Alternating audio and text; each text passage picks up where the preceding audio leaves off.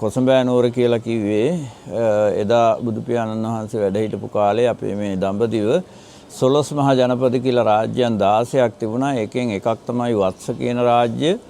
ඒ වත්ස රාජ්‍යයේ අගනගරය තමයි මේ කොසඹෑ නුවර කියලා කිව්වේ. එතකොට ওই වත්ස රාජ්‍යයත් ඉතාම දියුණු ධනවත් රාජ්‍යයක් වශයෙන් ඒ කාලේ පැවතුණා. ඉතින් ඒකට හේතු කාරණා කීපයක් තියෙනවා. විශේෂ වශයෙන්ම මෙතන මේ යමුනා ගඟ ආශ්‍රය කරගෙන වෙළෙන්දු මෙහාට වෙළඳාමේ ආවා ගියා. ඒ අය මෙතන වෙළඳ කේන්ද්‍රස්ථානයක් වශයෙන් පවත්වාගෙන ගියා. ඊළඟට රට හරහා ගමන් කරපු ප්‍රධාන ගොඩබිම් මාර්ග දෙකේ සන්ධිස්ථානයක් වෙලා තිබුණෙත් මේ කොසඹෑ නුවර. ඒ නිසාත් ඒ වගේම මේ නගරය ආශ්‍රිතව නිෂ්පාදනය කරපු නිෂ්පාදන භාණ්ඩ කීපයක් හොයාගෙන තියෙනවා. ඔය මුතු වලට ඩුප්ලිකේට් එකක් නිෂ්පාදනය කරලා තියෙනවා. ඒ වගේම පිඟන් මැටි වලින් පිඟන් කෝප්ප විස්තර භාණ්ඩ සෙල්ලම් බඩුවාගේ දේවල් නිර්මාණය කරලා තියෙනවා. ඔය සියල්ලම වෙළඳාම සඳහා පිටරටවල් වලට වෙළඳාම් කරලා තියෙනවා. යවලා තියෙනවා. මේවා ග්‍රීසිය දක්වා රංගින් තියෙනවායි කියලා හොයාගෙන තියෙනවා. ඉතින් ඒ විදිහට තමන්ගේ නිෂ්පාදන පිටරට විකිනොපුවාම ඒවට හරියන්න පිටරටින් මුදල් ගලාගෙන ආවා. ඒකත් මෙහෙණි දියුණුවට හේතුවක් වෙලා තිබුණා. ඒත් එක්කම එදා මේ රට පාලනය කළේ උදේනි කියන රජතුමා. ඊටාම යුදකාමී රජ කෙනෙක්. මෙයා අනෙක් රටවල් ආක්‍රමණය කරලා ඒ රටවල් වල තිබ්බ සම්පත් මේ නගරයට ගෙනල්ලා මේ නගරයේ දියුණුව සඳහා යෙදුවා. ඔන්න ඔය කාරණා කීපය නිසා එදා මේ රට ඊටාම ධනවත් දියුණු නගරයක් වශයෙන් පැවතුණා. ওই නගරය ඇතුලේ එදා හිටිය ලෝකෙම පළවෙනි පන්තියේ ධනපතියෙක්. ඒ තමයි ගෝසිත කියන සිටුතුමා. මෙතුමා කොච්චර ධනවත්ද කියලා කියනවා නම් එයා තමන්ගේ තනි වියදමෙන් දිනපතාම අවුරුදු 365 දවසෙම පවත්වාගෙන ගිය දන්සලක් තිබුණා. ඉතින් ඒත් එක්කම ඔය හිමාලයෙන් වැහි කාලයට වර්ෂා කාලයට බහලා යන මේ ඍෂිවරුන් 500 දෙනෙක් නවත්තගෙන මෙයා ඒ අයට මාස 3ක් මුළුල්ලේ අප උපස්ථාන කළා. ඉතින් ඔය එක අවුරුද්දක ආපුර ඔය ඍෂිවරුන්ගෙන් තමයි මෙයාට බුදුහාමුදුරුවෝ ගැන දැනගන්න ලැබුණේ. දැනගන්න ලැබිලා එයයි එයාගේ යාළුවෝ දෙන්නෙක් හිටියා කුක්කුට පාවාරික කියලා. මේ තුන් දෙනාත් එක්ක එකතු වෙලා මෙයා සවැත් නුවර ගිහින් බුදුහාමුදුරන්ගෙන් බණ අහගලා උන්වහන්සේට ආරාධනා කර හිටියා වහන්සේ අපේ නගරයටත් වඩින්නයි කියලා. ඉතින් ඒ ආරාධනා කරලා ඇවිල්ලා මේ තුන් දෙනාම බුදුහාඳුරු වැඩියෙන් පස්සේ වැඩ ඉන්න පන්සල් 3ක් හැදුවා. ඒකෙන් ගෝසිත සිටුතුමා හදාපු පන්සල තමයි ගෝස්තාරාමය කියන්නේ. කුක්කුට සිටුතුමා හදාපු පන්සල කුක්කුටාරාමය. පාවාරික සිටුතුමා හදාපු පන්සල පාවාරිකාරාමය. ඔය විදිහට පන්සල් 3 හදලා වැඩ ඉවරනායින් පස්සේ නැවතත් බුදුහාඳුරන්ට ආරාධනා කළාම උන්වහන්සේ 9 වෙනි වස් කාලය ගත කිරීම සඳහා මේ කොසඹෑ නුවරට වැඩම කළා. ඉතින් වැඩම කරලා ගෝස්තාරාමයේ ආශ්‍රිතව තමයි උන්වහන්සේ වැඩි කාලයක් වැඩ ඉඳපු බවට සාධක තියෙන්නේ. මොකද අපේ ත්‍රිපිටකයේ සඳහන් වෙන සූත්‍ර වලින් කොසඹෑ නුවරදී දේශනා කරපු සූත්‍ර සියල්ලක්ම ගෝස්තාරාමයේ දේශනා වෙලා තියෙන්නේ. ඒත් එක්කම ධම්මපදයේ ගාථාත් ඒ විදිහයි. ජාතක කතා ඒ වගේම විනය නීති රාශියක් පනවලා තිනවා. ඒ සියල්ලක්මත් මේ ගෝස්තාරාමයේදී තමයි සිද්ධ වෙලා තියෙන්නේ. එතකොට එහෙමනම් මේ ගෝස්තාරාමයේ කේන්ද්‍ර කරගෙන උන්වහන්සේ වැඩ හිටපු බවට සාධක තියෙනවා. ඒත් එක්කම පන්සල් 4ක් තිබ්බ බව සඳහන් වෙනවා. ගෝස්තාරාමයේ, කුක්කුටාරාමයේ, පාවාරිකාරාමයේ සහ බදරිකාරාමයේ කියලා. ඒ පන්සල් 4න් දැනට හොයාගෙන තියෙන්නේ ගෝස්තාරාමයත් බදරිකාරාමයත් පමණයි. නමුත් බදරිකාරාමයත් තාම කැණීම් කරලා නැහැ. ඒ වගේම එතෙන්ට යන්න පාරකුත් නැති නිසා අපිට දැනට දැක ගන්න පුළුවන්කම තියෙන්නේ ගෝස්තාරාමයේ පමණයි.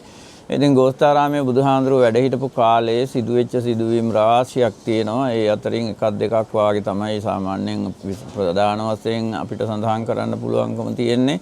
එකක් තමයි බුදු පියාණන් වහන්සේ මේ වැඩ හිටපු කාලේ තමයි අපේ මේ ශාසනයේ පළමු වතාවට සංඝ ભેදයක් සිද්ධ වුණේ.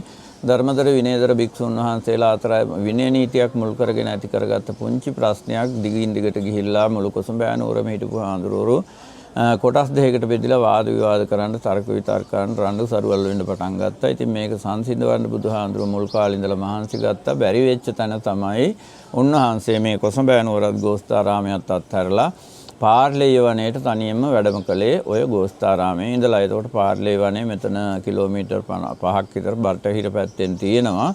විශාල කළුගල් පර්වතයක් තියෙනවා. එතන තමයි උන්වහන්සේ වැඩ හිටියේ 10 වෙනි වස් කාලය. එතකොට බුදුහාමුදුරන්ට එතෙන්දී අප උපස්ථාන කළේ පාර්ලේය ඇතා සහ වඳුරා කියලා තමයි අපේ සාහිත්‍යයේ සඳහන් වෙලා තියෙන්නේ. එතකොට උන්වහන්සේ එතනින්ම ආපහු සවැත් නුවරට වැඩියා. මෙහාට ආපහු වැඩම කරේ නැහැ. එතකොට තව සිදුවීමක් ගත්තොත් එහෙම ඔය කාලි මෑණියන්ගේ උත්පත්තියත් මෙහෙදි සිද්ධ වුණා කියන්න බොහෝ සාධක තියෙනවා. එදා මේ නගරයේ දරුවෝ මරාගෙන කාපු යක්ෂණියක් හිටියා. ඒ යක්ෂණිය කාගේ හරි දරුවෙක් හොරකම් කරගෙන මරාගෙන කනවා. මොකද එයාට දරුවෝ ගොඩාක් ඉඳලා මේ දරුවෝ ටික පෝෂණය කරන්න බැරි නිසා තමයි මෙයා මේ වැඩේ කරගෙන ගියේ. ඉතින් දවසක් මිනිස්සු ඇවිල්ලා බුදුහාඳුරන්ට කිව්වා මෙයා අපිට මෙහෙම කරදරයක් තියෙනවා මේකෙන් අපිව නිදහස් කරලා දෙන්නයි කියලා. ඒ ගමන් බුදුහාඳුර කිව්වා එයාව මංගාවට එවන්න කියලා. මිනිස්සු උපක්‍රමයකින් මේ යක්ෂණය බුදුහාඳුරන්ට මුණ ගැස්සුවාම බුදුහාඳුරෝ බණ කියලා කරුණු පැහැදිලි කරලා දුන්නා. මෙයා තමන් කරන වැරද්ද පිළිගත්තා. කිව්වා හැබැයි මගේ කෑම ප්‍රශ්නේ විසඳලා දුන්නොත් තමයි මට මේක නවත්තන්න පුළුවන් කියලා. ඉතින් ඊට පස්සේ බුදුහාඳුරෝ ඒකටත් විසඳුමක් දුන්නා. භික්ෂුන් වහන්සේලාට නියම කළා තමන් දානේ වළඳන්න කලින් තමන්ගේ පාත්‍රයෙන් ධම්මිටක් ගෙනහිල්ලා එක තැනකට එකතු කරන්න කියලා. එදා හිටපු සියලුම හාඳුරුවන්ගෙන් ධම්මිට මිට එකතු වෙනකොට විශාල කෑම ගොඩක් එකතු වුණා. රැයට කිව්වා ඒක අරගෙන යන්නයි කියලා. ඉතින් එයාගේ කෑම ප්‍රශ්නේ එතනින් විසඳුණා. දරුවෝ මරාගෙන කෑමත් නැතුව ගියා. ඊට පස්සේ මිනිස්සු මේ යක්ෂණියටත් එක්තරා හැකියාවක් තිබුණා. ඒ තමයි අනාවැකි කියන්න පුළුවන්කම. ඒ අනාවැකි කීමෙන් මෙයා මිනිස්සුන්ට උදව් උපදව් කරන්න පටන් ගත්තා. විශේෂයෙන් ගොවිතැන් කරන ගොවිරාල්ලට උදව් උපදව් කරා කියලා තමයි කියන්නේ කාලගුණයේ වැස්ස පිළිබඳව.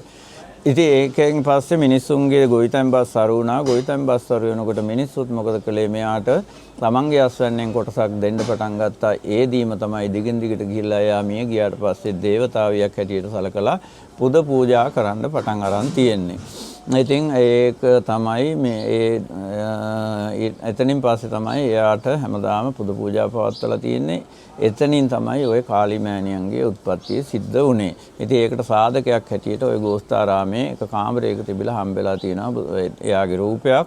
පස්සේ කාලේ කැණීම් කරනකොට හම්බෙලා දැන් ඒක අලහබාද් කෞතුකාගාරේ තැන්පත් කරලා තියෙනවා. ඉතින් ඊළඟට තව සිදුවීම් රාශියක් සිද්ධ වුණා. ඒ වගේම ওই සාගත හාමුදුරුවෝ පිළිබඳව සම්බන්ධ කරගෙන විනය නීතියක් පැනෙව්වේ භික්ෂුන් වහන්සේලා මත්පැන් පානෙන් තොර විය යුතුයි කියන ශික්ෂාපදයේ පැනෙව්වෙත් ওই ගෝස්තාරාමේදී. ඊළඟට දේවදත්ත හාමුදුරුවෝ බුදුහාඳුරුවන් මරණ කුමන්ත්‍රණය සකස් කළා කියන්නේත් ওই ගෝස්තාරාමේදී. මොකද ඒකට මාගන්දියත් හවුල් වෙලා තිබුණා. ඉතින් ඒ විදිහට ධම්පදේ ගාථා විනය නීති එහෙම රාශියක් පනෝප ස්ථානයක් ගෝස්තාරාමය කියලා කියන්නේ. ඒත් එක්කම විශාල වශයෙන් රහතන් වහන්සේලා වැඩ හිටපු නගරයක් හැටියට සලකන්න පුළුවන්කම තියෙනවා. අපේ මහා වංශයේ සඳහන් වෙලා තියෙනවා ලංකාවේ රුවන්වැලි සෑය ධාතු නිධානෝත්සව වෙලාවේදී කොසඹෑ නුවරින් රහතන් වහන්සේලා 30000ක් වැඩම කළයි කියලා. ඉතින් එහෙමනම් විශාල වශයෙන් මේ නගරයේ ආශ්‍රිතව භික්ෂුන් වහන්සේලා වැඩ හිටපු බවට සාධකයක් ඒක. ඒත් එක්කම රහතන් වහන්සේලාගේ නිජබිමක් හැටියට සලකන්න පුළුවන්කම තියෙනවා. බක්කුල හාමුදුරුව මහරහතන් වහන්සේගේ උපන් ගමත් මේ කොසඹෑ නුවරයි. ඒ වගේම පින්ඩෝල භාරද්වාජ මහරහතන් වහන්සේගේ උපන් ගමත් මේ කොසඹෑ නුවරයි. මොකද ওই පින්ඩෝල භාරද්වාජ මහරහතන් වහන්සේ පිළිබඳව අපිට නමින් මතක නැති වුණාට උන්වහන්සේගේ පිළිබඳව කතා පුවතක් තියෙනවා. ඒ කතා පුවත ඇහුවාම අපිට මතක් වෙනවා උන්වහන්සේ තමයි අර අඩිහට උස උණලියක් උඩ තියාපු හඳුන් පාත්‍රයේ 이르දියෙන් අරගත්තේ. ඉතින් ඒ 이르දියෙන් අරගෙන ගිහිල්ලා ඊට පස්සේ බුදුහාඳුරන්ගෙන් හොඳටම බැනුම් ඇහුවා විතරක් නෙමෙයි බුදුහාඳුරෝ විනය නීතියකුත් පැනෙවුවා. මෙතන ඉඳලා භික්ෂුන් වහන්සේ මේ ප්‍රාතිහාර්ය පෑම තහනම් කියලා. ඉතින් ඒ විනය නීතිය නිසා එදා ඉඳලා භික්ෂුන් වහන්සේලා ප්‍රාතිහාර්ය පාන්නේ නැහැ. එතකොට ඔය ඒ විදිහට රහතන් වහන්සේලාගේ නිජබිමක් හැටියටත් මේ කොසඹෑ නුවර හඳුන්වන්න පුළුවන්කම තියෙනවා. ඒත් එක්කම ධාතුන් වහන්සේලාගෙනුත් පාරිශුද්ධත්වයට පත්වෙච්ච නගරයක් හැටියට ස්ථානයක් හැටියට ගෝස්තාරාමය හඳුන්වන්න පුළුවන්. මොකද අපේ සේරුවාවිල චෛත්‍යරාජානන් වහන්සේතුළු තැන්පත් කරලා තියෙන්නේ ලලාට ධාතුන් වහන්සේ. ලලාට ධාතුන් වහන්සේ ලංකාවට වැඩම කරවන්න කලින් අවසානයේට වැඩ ඉඳලා තියෙන්නේ ඔය ගෝසිතාරාමයේ. උතන ඉඳලා තමයි මහාදේව කියන මහරහතන් වහන්සේ ලංකාවට වැඩම කරවලා තියෙන්නේ. ඔය අපේ ධාතු වංශයේ ඒ පිළිබඳව පැහැදිලිවම ලියවිලා තියෙනවා. එතකොට ඊළඟට ඔය කට්ටියට දැක ගන්න පුළුවන්කම තියෙනවා අශෝක ස්තම්භයක් තියෙන ස්ථානයක්. ඒ පිළිබඳව එතන වැදගත්කම මොකක්ද කියන එක තාම අපිට පුරාවිද්‍යාඥයෝ පැහැදිලි කරගෙන නැහැ.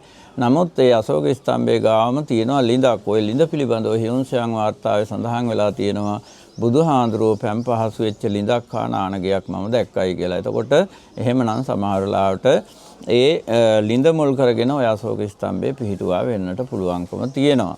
ඒත් එක්කම රජමාලිගාව ගැන තමයි කතා කරන්න තියෙන්නේ. එදා බුදු පියාණන් වහන්සේගේ කාලේ මේ රට පාලනය කළේ උදේනි කියන රජතුමා. ඊටාම යුදකාමී රජ කෙනෙක්. ඉතින් මේ ඔය රජ පරම්පරාවෙන් උදේන් රජතුමාගේ රාජ්‍ය කාලය තමයි මේ රටේ ස්වර්ණමය යුගයේ හැටියට සඳහන් කරන්නේ. ඉතින් ඒ ස්වර්ණමය යුගයකට ගෙනියන්න එතුමාට ලැබිච්ච ලොකුම සහාය තමයි එතුමාගේ යුදකාමීත්වය. ඉතින් මේ යුද්ධේනොත් මෙයා හැම යුද්ධයකින්ම ජය ගන්න එයාට ලැබිච්ච ලොකුම හයිය තමයි එයා දැනගෙන හිටිය හස්තකාන්ත කියලා මන්ත්‍රයකුයි වීණා වාදනයකුයි. ඒකෙන් පුළුවන්කම තිබුණා කැලේ ඉන්න ඇත්තුන්ව මෙල්ල කරගන්න. ඒ නිසා එයාට හොඳ ඇත්සේනාවක් හිටියා. ඉතින් ඒකෙන් මෙයා හැම යුද්ධයකින්ම ජයගත්තා. ඉතින් අනික් රටවල් ආක්‍රමණය කරලා ඒ රටවල් වල තිබ්බ සම්පත් මේ නගරයට ගෙනල්ලා මේ නගරයේ දියුණුව සඳහා යෙදුවා. ඉතින් මෙයා මුල් කාලේ මාගන්දියා බිසව නිසා මෙයා බුදුරජාණන් වහන්සේට විරුද්ධව පොඩ්ඩක් කටයුතු කළා. නමුත් පස්සේ කාලේ සාමාවතී දේවිය නිසා මෙයා නොඑක් බෞද්ධ කටයුතුත් සිද්ධ කළා. ඒත් එක්කම මෙයාට බිසවරු 3 දෙනෙක් හිටියා. එක්කෙනෙක් තමයි සාමාවතී දේවිය, අනිත් එක්කෙනා මාගන්දියා, ඊළඟ එක්කෙනා වාසව දත්තා. මේ සාමාවතී දේවිය බුදු පියාණන් වහන්සේගෙන් බණ අහපු කුජ්ජුත්තරා කියන තමන්ගේ දාසියගෙන් බණ අහලා සෝවාන් ඵලයට පත් වෙච්ච එක්කෙනෙක්. ඒ කියන්නේ මෙයා හැමදාම එයාගේ දාසියට කහවණුවටක් දුන්නා ගිහිල්ලා මල් අරන් එන්න කියලා. මේ දාසිය මොකද කරන්නේ? මල් කාර්යය ගෙදරට ගිහිල්ලා හැමදාම කහවණු 4ක් හොරකම් කරගන්නවා. කහවණු 4ක තමයි මල් ගෙනත් දෙන්නේ. ඉතින් මේ හොරකම දිගටම කරගෙන ගියා. දවසක් මල් ගේන්න මල් කාර්යය ගෙදරට ගියාම එදා බුදුහාඳුරුව මල්කාරයා ගෙදරට වැඩලා දානේ වළඳනවා. ඉතින් මේ මල්කාරයා කිව්වා පොඩ්ඩක් කොහොම ඉන්න.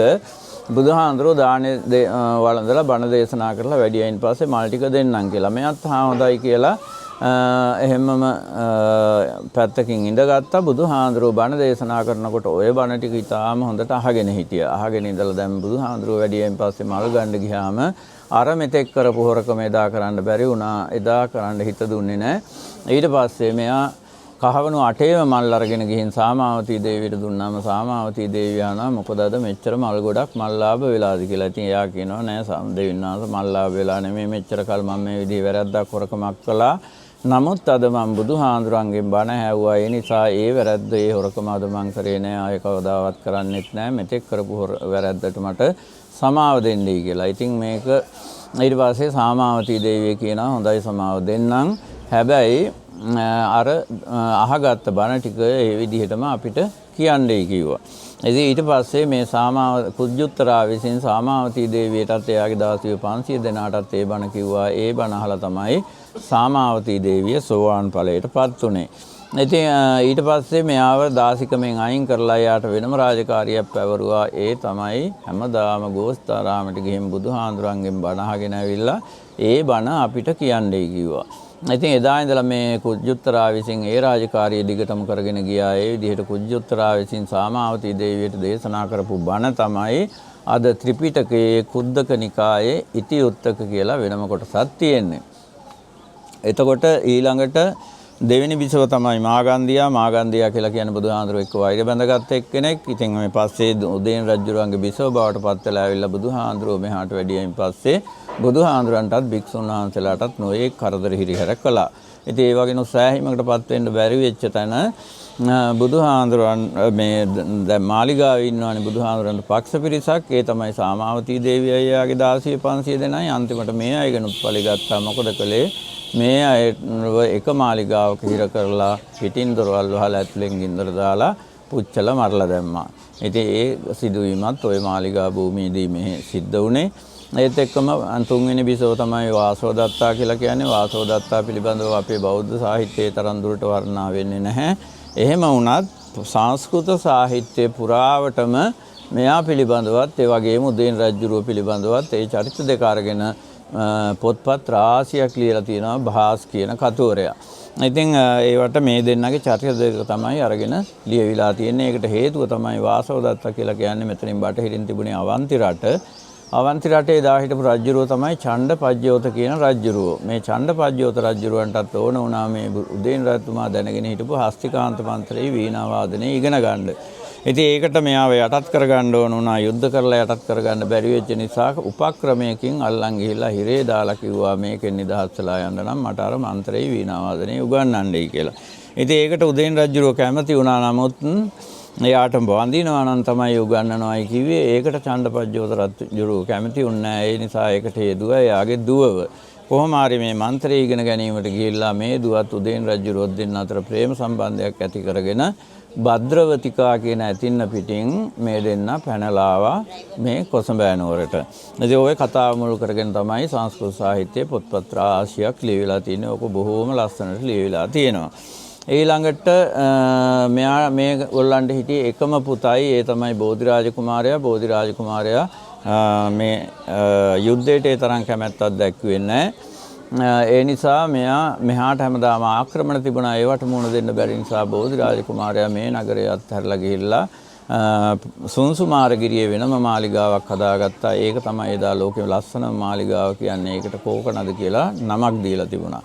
ඉතින් ඒකේ ගෙවදීමටත් බුදුහාඳුරන්ට ආරාධනා කළා. ඒ වෙලාවේදී බුදුහාඳුරෝ වඩිනකොට මෙයා එයාගේ අතින්ම පාවඩයක් කෙළුවා මේ බෝධිරාජ කුමාරයා. නමුත් බුදුහාඳුරෝ ඒ පාවඩේ උඩින් වැඩියේ නැහැ. හේතුව මෙයා ප්‍රාර්ථනාවක් හිතේ තියාගෙන මේ පාවඩේ එළලා තිබුණේ පුත් කුමාරයෙක් ලැබේවා කියලා. ඉතින් ඒක ඉෂ්ට වෙන්නේ නැති බව දැනගෙන බෝධිරාජ කුමාරයා බුදුහාඳුරෝ ඒ පාවඩේ උඩින් වැඩියේ නැහැ. ඊට පස්සේ ඒකට හේතු කාරණා දේශනා කළා. ඉතින් මම මේක සඳහන් කළේ බෝධිරාජ කුමාරයා මේ නගරේ හිටියෙත් නෑ. මේ නගරේ අත්හැරලා ගිහිල්ලා වෙනම මාලිගාවක් හදාගත්තා. ඒ හදාගත්තත් එයාට දරු සම්පත් තිබුණෙත් නැහැ. එහෙමනම් ඒ රජ පරපුර එතනින්ම අවසන් වුණා. ඊට පස්සේ මෙහි ආක්‍රමණය කරපු රජවරු ඒ අයගේ මැතිවමතුරුපත් කරලා ගියා මේ රට පාලනය කරන්න. ඔහොම දිගින් දිගට සිද්ධ වෙලා 12 වෙනි සියවසේ මොගල් ආක්‍රමණය සිද්ධ වෙච්ච වෙලාවේදී මේ නගරේ හිටපු මිනිස්සු ජීවිත බේරගෙන පැනලා ගියා. ඊට පස්සේ ආක්‍රමණය කරපු අයත් මෙහි වස්තු ධනෙ මංකොල්ල කාගෙන මිනිස්සුත් යන්න ගියා. ඊට පස්සේ මෙහි මනුස්ස වාසයක් තිබුණේ නැහැ. කැලෑ බවට පත් වුණා. වන සත්තු ජීවත් වෙන පළාත් බවට පත් වුණා. ඔහොම තිබිලා ඉංග්‍රීසි ආණ්ඩු කාලේ 1837 ජෙනරල් කනින්හෑම් කියන පුරාවිද්‍යාඥයා ඇවිල්ලා තමයි පළමු වතාවට මේ ස්ථාන හොයාගත්තේ. ඊට පස්සේ තවත් අවස්ථා කීපයකදීම කැණීම කළා. ඒක කැණීම වලට අනුව තමයි අද අපි ඔය දකින්න තත්වයට ඔය ස්ථාන හොයලා තහවුරු කරගෙන තියෙන්නේ. එතකොට ඔය තමයි මේ කොසඹෑ නුවර ඉතිහාසයේ ඊටාම කෙටියෙන් මම ඔය සඳහන් කරන්නට යෙදුනේ.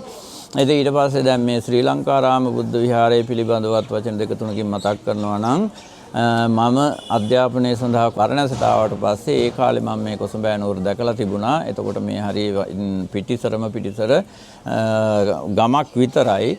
ඉතින් ලංකාවේ බෞද්ධයෝ නෙමෙයි ලෝකේ කවුරුවත් බෞද්ධයෝ දැනගෙන හිටියේ නැහැ කොසඹෑ නුවර කොහෙද තියෙන්නේ කියලා. ඉතින් ඊට පස්සේ මගේ අධ්‍යාපන කටයුතු වලින් පස්සේ 2006 මෙහාට ඇවිල්ලා මේ පුංචි කුටිය හදාගෙන පදිංචි වෙලා තමයි මේ ස්ථානය ආරම්භ කරන්නට යෙදුනේ. ඊට පස්සේ ආපු වන්දනාකරුවන්ගේ උදව් උපකාර ආධාර ඇතුව මේ විහාරස්ථානයේ දියුණු මට්ටමට අරගෙන දැනට විහාර මන්දිරය ආදී අංග සම්පූර්ණ විහාරස්ථානයක් බවට පත් කරගත්තා. ඊට පස්සේ වන්දනාවේ පැමිණෙන බැතිමතුන්ගේ අවශ්‍යතාවයන් ඉටු කිරීම සඳහා නවාතැන්පලක් ඉදි කළා. ඒත් එක්කම මේ පළාතේ හිටපු දුප්පත් දරුවන්ගේ අධ්‍යාපන මට්ටම ඉහළට ගන්න ඕනේ කියලා හිතලා පාසලක් ආරම්භ කළා. ඒ පාසල නොමිලේ දරුවන්ට අධ්‍යාපනය ලබා දීම සඳහා ඒකත් කරගෙන යනවා. දැනට මොන්ටිසෝරියේ ඉඳලා 8 පන්තිය දක්වා රජයේ අනුමත පාසලක් වශයෙන් පවත්වාගෙන යනවා. ඉතින් සාමණේර ට්‍රේනින් කොලෙජ් එකකුත් ආරම්භ කරලා තියෙනවා. නමුත් තාම එතනට අවශ්‍ය කරන ගොඩනැගිලි අඩිපාඩුව නිසා ඒක ඉතා හොඳින් කරගෙන යන්න බැරි වුණා තාමත්. ඊළඟට පාර්ලේ වනේත් ඉදිරියේදී විහාරස්ථානයක් ඉදිකිරීමේ බලාපොරොත්තුවක් තියෙනවා. ඒ වගේම භික්ෂුණී ආරාමයකුත් ඉදිකිරීමේ බලාපොරොත්තුවක් තියෙනවා. ඉතින් ඒ ටික තමයි දැනට මේ විහාරස්ථානවල දියුණුව සඳහා සිද්ධ වෙලා තියෙන්නේ. අනාගතයේ තවත් හැකි අවරින් මේ කටයුතු සිද්ධ කරගෙන යන්නට බලාපොරොත්තු වෙනවා. එහෙමනම් හැමෝටම තෙරුවන් සරණයි.